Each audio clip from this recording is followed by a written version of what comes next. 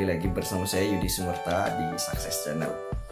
Nah, kali ini jadi yang ditunggu-tunggu ini banyak teman-teman yang menunggu kapan lagi diupload mengenai SKB PGSD. Nah, saat ini saya akan memberikan penjelasan mengenai soal-soal di SKB PGSD khusus bahasa Indonesia. Nah, bagi teman-teman yang baru pertama nonton, jadi jangan lupa untuk nonton SKB PGSD edisi 1, 2, dan 3-nya. Nah, ini adalah edisi keempat, jadi perlu di teman-teman tahu untuk edisi 1 itu adalah materi PPKN dan matematika, itu lengkap juga dengan profesional dan pedagogiknya. Terus edisi kedua yang saya upload itu adalah materi tentang IPS, lengkap juga pedagogik dan profesionalnya. Dan edisi ketiga kemarin, ini baru-baru ini diupload adalah itu tentang materi IPA, lengkap juga dengan pedagogik dan profesional. Nah, kali ini biar lengkap, jadi saya akan bahas mengenai SKB Guru SD khusus materi bahasa Indonesia.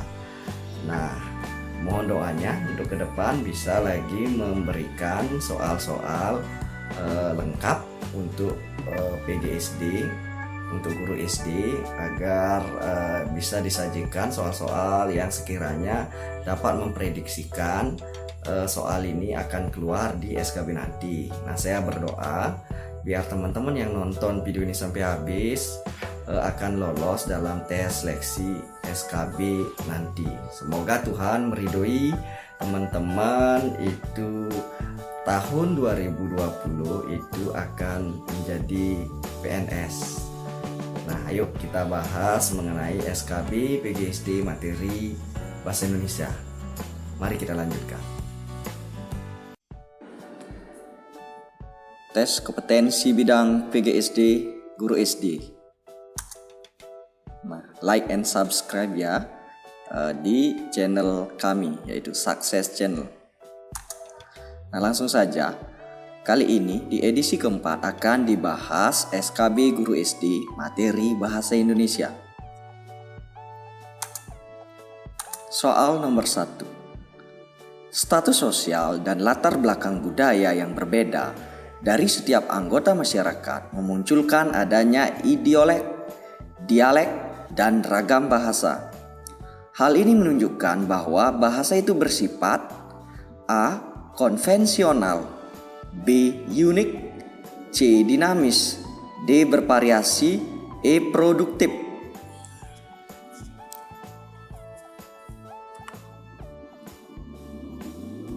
Oke, kita cek jawaban yang benar adalah D. bervariasi.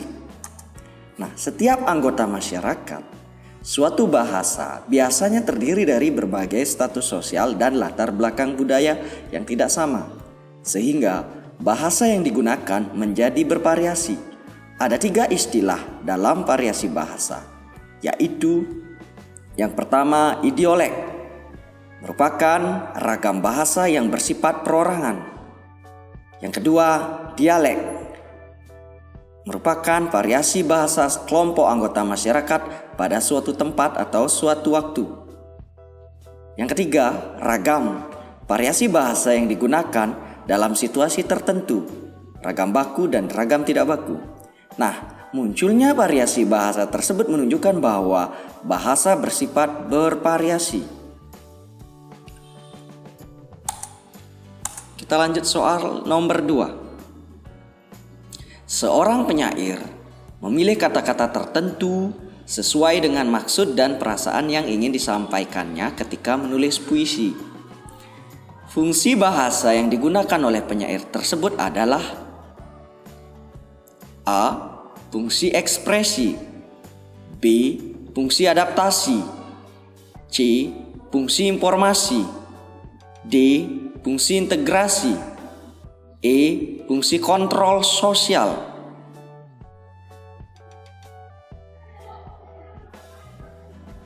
Oke, kita cek jawaban yang benar adalah fungsi ekspresi, yaitu opsi A. Nah, sebagai alat komunikasi, bahasa mempunyai fungsi sebagai berikut. 1. Fungsi informasi.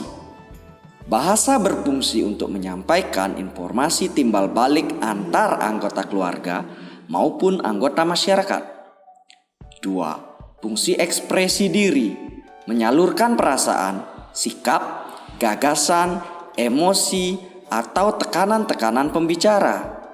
3. Fungsi adaptasi dan integrasi, menyesuaikan dan membaurkan diri dengan anggota masyarakat. 4. Fungsi kontrol sosial, berfungsi mempengaruhi sikap dan pendapat orang lain. Nah, oleh karena itu, ketika penyair memilih kata-kata yang sesuai dengan maksud dan perasaannya, tergolong ke dalam pemakaian bahasa yang memiliki fungsi ekspresi. Jadi sudah cukup jelas di sini. Jawaban yang paling tepat adalah fungsi ekspresi. Kita lanjut ke soal nomor 3. Ani, peserta didik kelas 3 SD, sudah bisa berbicara dengan lancar dengan jumlah kata bisa sampai 12 kata dalam satu kalimat. Ani juga sudah dapat memahami penjelasan guru di kelas, sehingga mampu mengikuti pelajaran dengan baik. Hal ini menunjukkan bahwa Ani berada pada fase A. Pragmatik, B. Semantik, C. Sintaksis, D. Morfologis, E. Fonologis.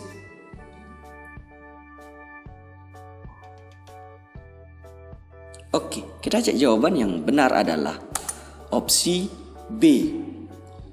Nah, jadi pada saat anak itu bisa berbicara dengan lancar dengan jumlah kata yang bisa sampai mencapai 12 kata dalam satu kalimat, dia akan berada pada fase semantik.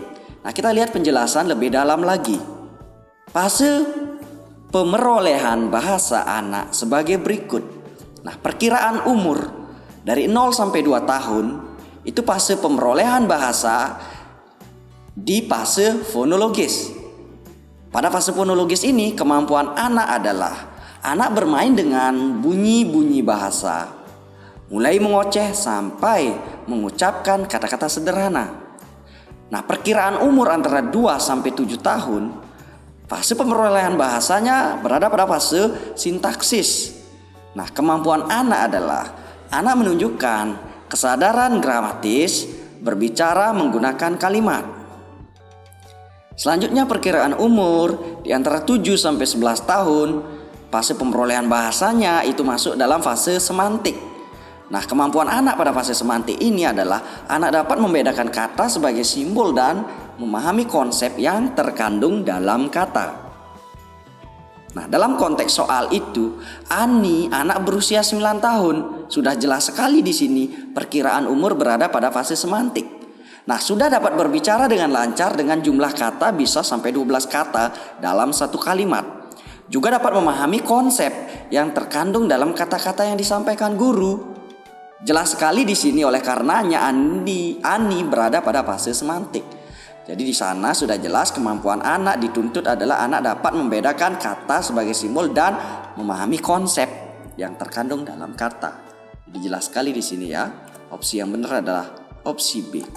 Lanjut ke soal nomor 4. Pemenggalan kata transmigrasi yang paling tepat adalah A.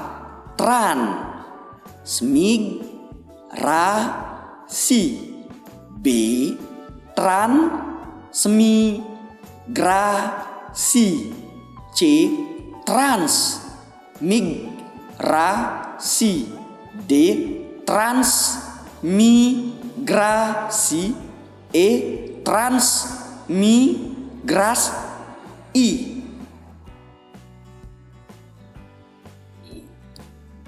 Oke, kita cek jawaban yang benar adalah opsi C. Transmigrasi. Nah, itu pemenggalan kata yang paling tepat. Nah, kita cek pembahasan lebih dalam lagi. Kata dalam bahasa Indonesia dibentuk dari gabungan bermacam-macam suku kata. Dalam bahasa Indonesia, struktur suku kata yang membentuk kosakata terdiri atas yang pertama vokal. Contohnya a, by, su, a, tu. Yang kedua vokal konsonan, an, ti. Nah, salah satu contohnya. Yang ketiga konsonan vokal, besar. Yang keempat, konsonan, vokal konsonan. Contohnya mandi. M ini konsonan, A ini vokal, K-nya ini adalah N. N-nya ini adalah konsonan. 5. Konsonan, vokal, konsonan, konsonan.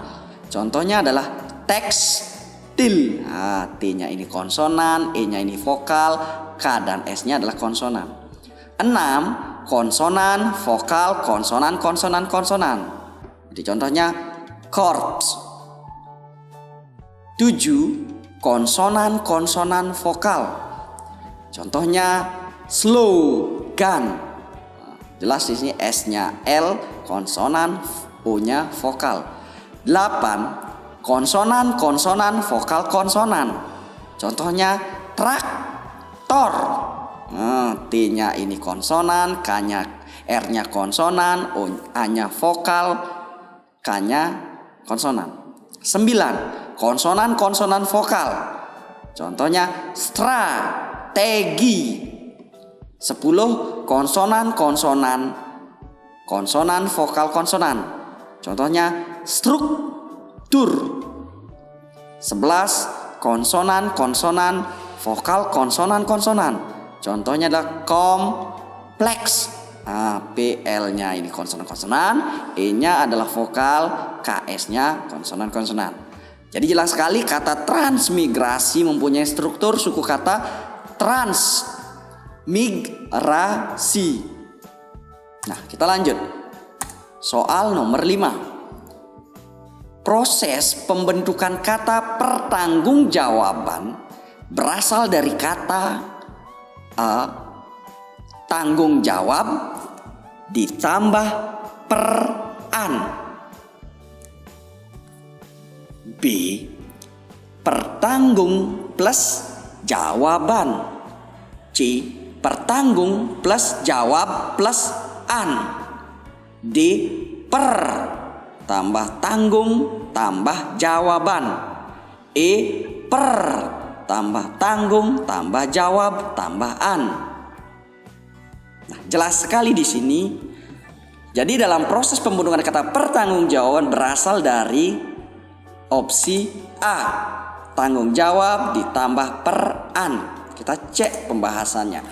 Jadi dalam proses pembentukan kata pertanggungjawaban berasal dari kata majemuk tanggung jawab sebagai bentuk dasar dan konfiks peran. Jadi jelas ya teman-teman. Jadi opsi A yang benar. Lanjut soal nomor 6. Kata-kata berikut yang bukan kata sifat adalah A. Cemerlang, B. Pahit, C. Telantar, D. Rata, E. Sakit.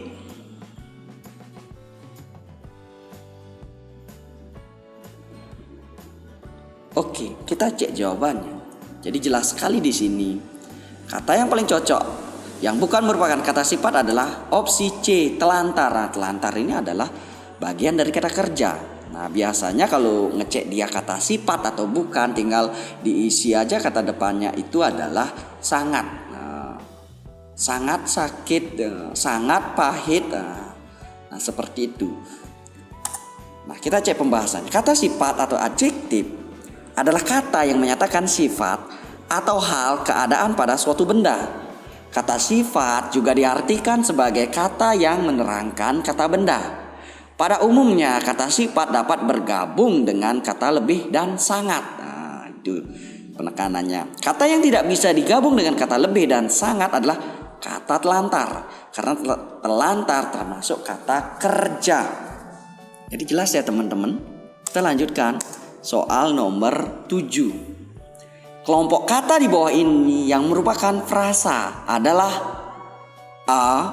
Ayah pergi, B. Bapakku guru, C. Sepatu baru, D. Aldo mahasiswa, E. Adik menangis.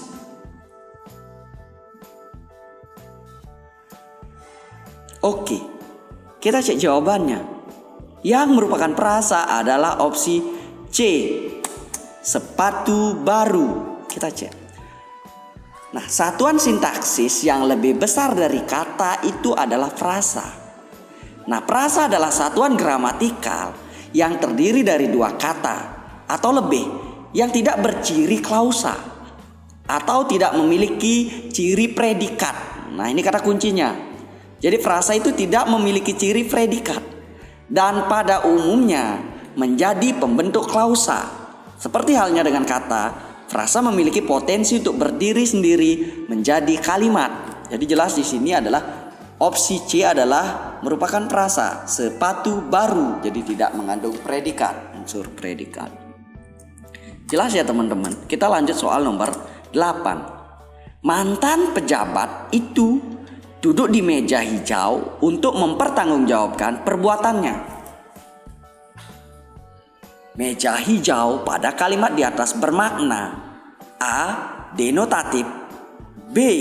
Konotatif, C. Leksikal, D. Gramatikal, E. Asosiatif. Kita cek jawabannya. Opsi yang benar adalah opsi B.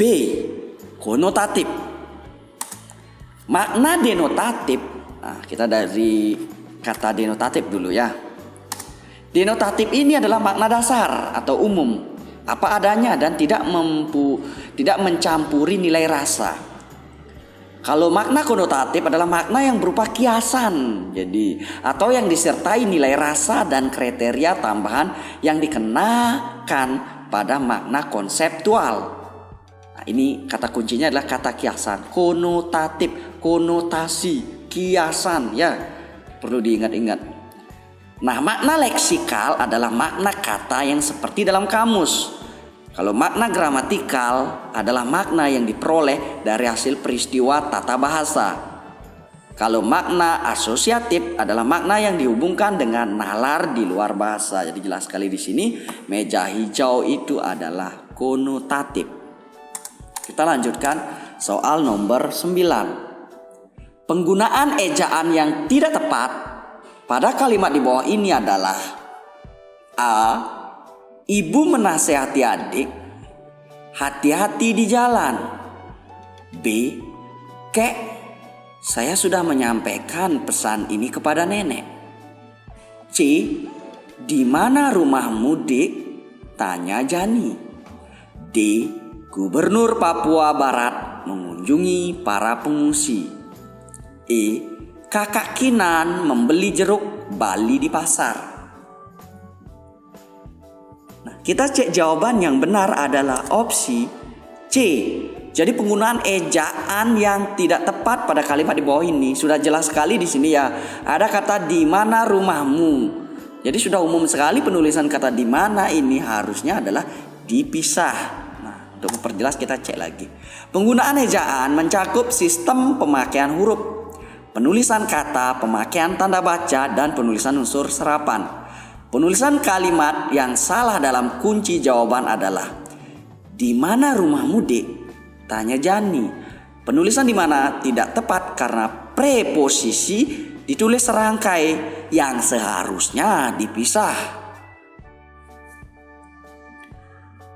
Kita lanjut ke soal nomor 10. Pernyataan di bawah ini yang menunjukkan perbedaan menyimak dan membaca adalah A.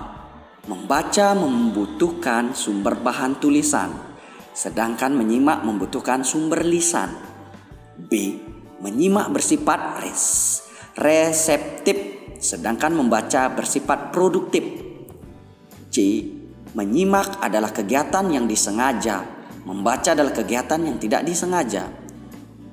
D. Menyimak bertujuan untuk memahami secara mendalam, sedangkan membaca hanya sekedar memahami. E. Membaca dilakukan dengan bersuara, sedangkan menyimak tidak bersuara.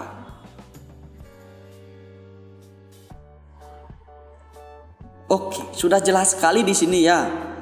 Dengan menyimak dan membaca itu jelas berbeda. Opsi yang benar adalah opsi A. Jadi kalau membaca sebenarnya kita membutuhkan sumber bahan tulisan. Kalau menyimak itu tidak perlu. Yang dibutuhkan adalah membutuhkan sumber lisan untuk kita simak. Nah, kita cek pembahasan. Menyimak adalah suatu proses kegiatan mendengarkan lambang-lambang lisan dengan penuh perhatian, pemahaman, apresiasi, serta interpretasi untuk memperoleh informasi, menangkap isi atau pesan, serta memahami makna komunikasi yang telah disampaikan oleh pembicara. Membaca merupakan suatu kegiatan atau proses kognitif yang berupaya untuk menemukan berbagai informasi yang terdapat dalam tulisan. Hal ini berarti membaca merupakan proses berpikir untuk memahami isi teks yang dibaca. Jelas ya? Jadi membaca harus membutuhkan sumber bahan tulisan, sedangkan menyimak tidak, cukup sumber lisan. Lanjut ke soal nomor 11. Bacalah kalimat-kalimat berikut. 1. Kerjasama antara kedua alat gerak tersebut membentuk suatu sistem yang disebut sistem gerak. 2. Dengan demikian, organ gerak pada hewan dan manusia dapat dikatakan memiliki kesamaan.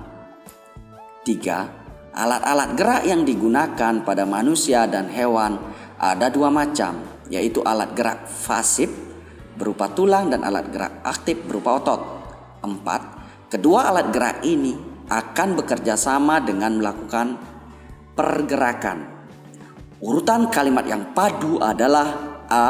1, 2, 3, 4, B. 4, 3, 2, 1, C.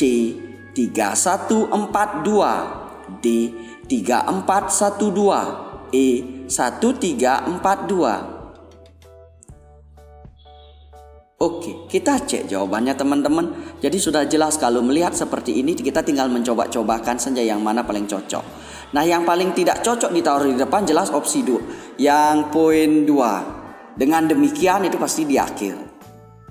Nah, kalau itu 2 di akhir, A, B sudah salah. Kita cek yang jawaban di pertama yang cocok. Contoh misalnya kita ambil yang 1. Kerjasama antara kedua alat gerak tersebut membentuk suatu sistem. Kalau ini taruh di depan kurang cocok. Karena ini sebelum ada kalimat ini harus ada kalimat yang mendahului. Nah, jadi yang paling pertama cocok adalah opsi yang 3. Alat-alat gerak yang digunakan pada manusia dan hewan ada dua macam, yaitu alat gerak pasif berupa tulang dan alat gerak aktif berupa otot. Selanjutnya sudah jelas di sana dijelaskan 2 buah alat gerak. Lanjut ke 4. Kedua alat gerak ini akan bekerja sama. Ada kata bekerja sama dalam melakukan pergerakan. Lalu dilanjutkan ditekankan lagi kerjasamanya seperti apa. Nah, kerjasama antara kedua alat gerak tersebut membentuk suatu sistem yang disebut sistem gerak. Jelas baru yang poin 2. Dengan demikian, organ gerak pada hewan dan manusia dapat dikatakan memiliki kesamaan. Jadi jelas di sini ya, yang benar urutannya adalah 3, 4, 1, 2. Opsi D.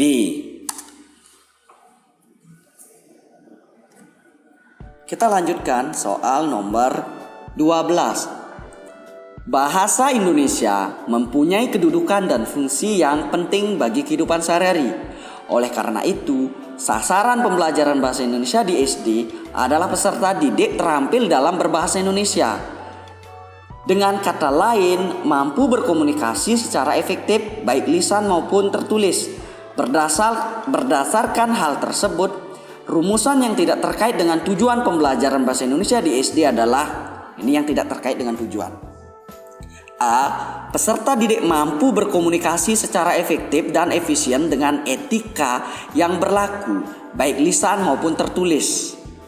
B. Peserta didik dapat menghargai bahasa dan bangga menggunakan bahasa Indonesia sebagai bahasa persatuan dan bahasa negara. C. Peserta didik mampu menguasai konsep fonologi, morfologi, sintaksis, semantik, dan pragmatik dalam bahasa Indonesia.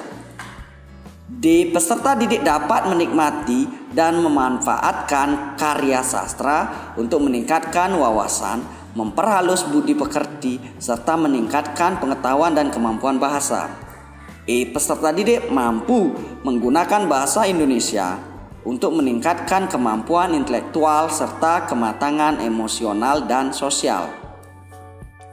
Jadi teman-teman jelas sekali di sini tujuan dari pembelajaran bahasa Indonesia di SD. Yang salah jelas opsi C.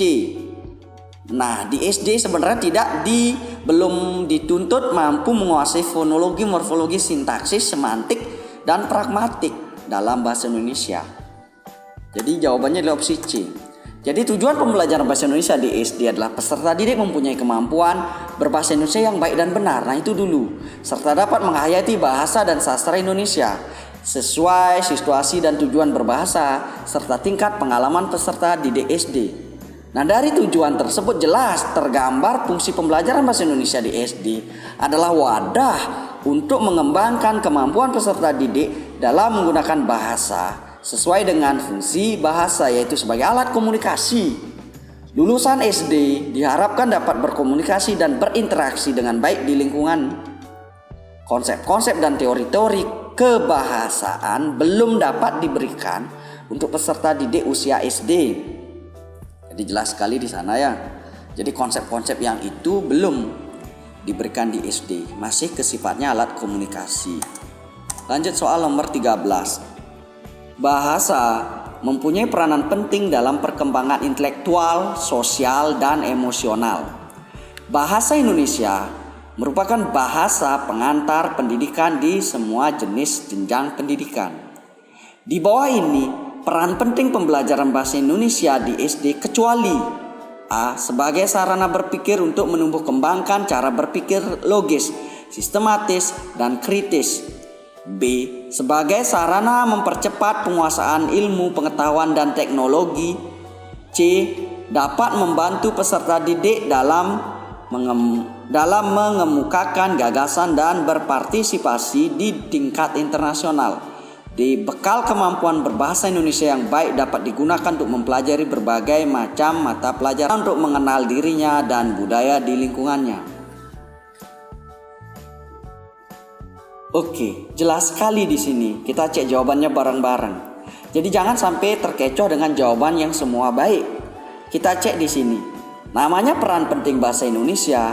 Di sini ada kata internasional. Jadi kurang cocok untuk peranan penting pembelajaran bahasa Indonesia di SD. Jadi opsi yang salah adalah opsi C, dapat membantu peserta didik dalam mengembangkan gagasan dan berpartisipasi di tingkat internasional.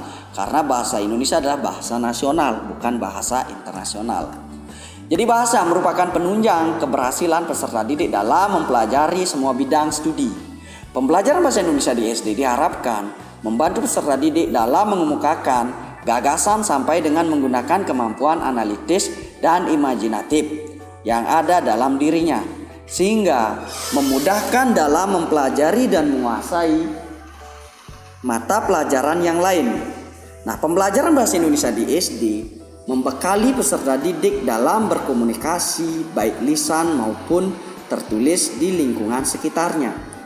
Belum dapat digunakan untuk tingkat internasional karena bahasa Indonesia belum menjadi bahasa internasional. Jadi jelas sekali jawabannya. Kita lanjut soal nomor 14. Bacalah KD Bahasa Indonesia berikut. Menyajikan hasil identifikasi pokok pikiran berdasarkan teks tulis dan lisan secara lisan. Tulis dan visual.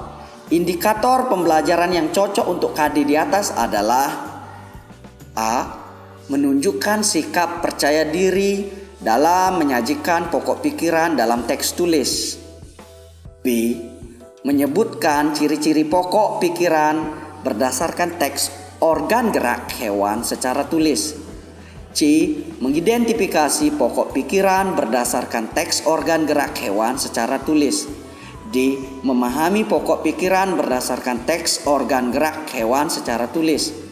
E. Mempresentasikan hasil identifikasi pokok pikiran berdasarkan teks organ gerak hewan secara lisan. Oke, kita cek jawabannya bareng-bareng. Jelas sekali di sini KD-nya adalah menyajikan hasil identifikasi pokok pikiran berdasarkan teks tulis dan lisan secara lisan, tulis dan visual. Ada kata-kata menyajikan. Dari kata kerja saja sudah jelas sekali kunci jawabannya merujuk pada mempresentasikan. Nah, mempresentasikan ini adalah salah satu bagian dari penyajian. Kalau memahami, mengidentifikasi, menyebutkan, menunjukkan itu tidak. Ya belum, itu masih tingkat kognitif yang masih rendah. Jadi opsi yang benar adalah opsi E, mempresentasikan hasil identifikasi pokok pikiran berdasarkan teks organ gerak hewan secara lisan. Nah, indikator pembelajaran merupakan bagian dari kompetensi dasar yang harus diperhatikan dalam menyusun indikator pembelajaran sebagai berikut. Yang pertama, harus relevan dengan kemampuan dan materi yang terkandung dalam KD. Yang kedua, menggunakan kata kerja operasional yang spesifik, dapat diukur dan dapat tercapai. Nah, KD bahasa Indonesia yang disajikan mengandung kata kerja menyajikan, yang menunjukkan bahwa KD tersebut merupakan KD turunan dari kompetensi inti aspek keterampilan.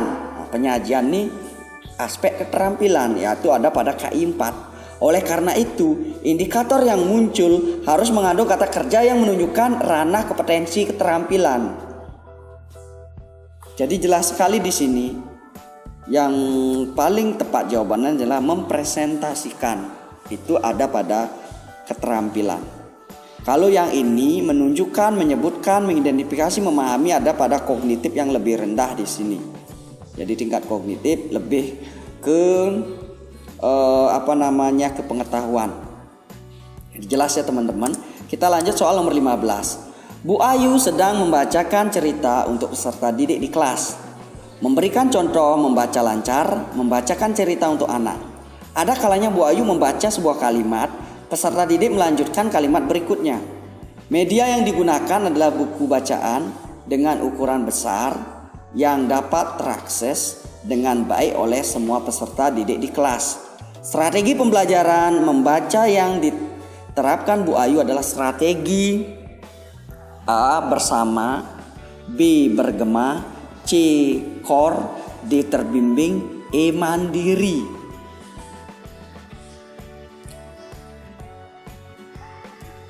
Kita cek jawabannya adalah opsi A, bersama. Nah, macam-macam strategi membaca sebagai berikut. Pertama, strategi membaca bersama. Guru membacakan cerita untuk siswa di kelas, memberikan contoh membaca lancar, membacakan cerita untuk anak. Ada kalanya siswa melanjutkan kalimat berikutnya, yaitu strategi membaca bersama. Kalau poin 2, membaca bergema. Guru membaca satu atau dua kalimat, anak-anak kemudian membaca ulang kalimat tersebut sama seperti yang dilakukan guru. Kegiatan ini terus dilakukan sehingga guru dan siswa selesai membaca semua kalimat dalam teks tersebut. 3. Membaca core. Guru mengajak siswa untuk membaca dengan serempak. Guru memulai dengan membaca buku dengan nyaring untuk mencontohkan membaca lancar. Dan siswa membaca buku secara bersama-sama dengan serempak. Nah, ini koor. 4. Membaca terbimbing. Siswa dikelompokkan sesuai dengan tingkat kemampuan membacanya homogen. Setiap kelompok terdiri atas 7-8 siswa. Guru bersama dengan siswa membaca dan memahami cerita yang sesuai dengan level mereka. Jadi jelas di sini adalah dari konteks soal yang paling tepat adalah strategi bersama, karena Bu Ayu membacakan cerita untuk peserta didik di kelas, memberikan contoh membaca lancar sesuai konteksnya. Jelas ya teman-teman. Nah, itu tadi materi yang PGSD untuk bahasa Indonesia. Mohon doanya untuk ke depan bisa dicarikan materi-materi yang lebih relevan yang akan dibahas ulang lagi kembali ke matematika dan PPKN. Jadi jangan sampai dilewatkan ya teman-teman semua. Terima kasih.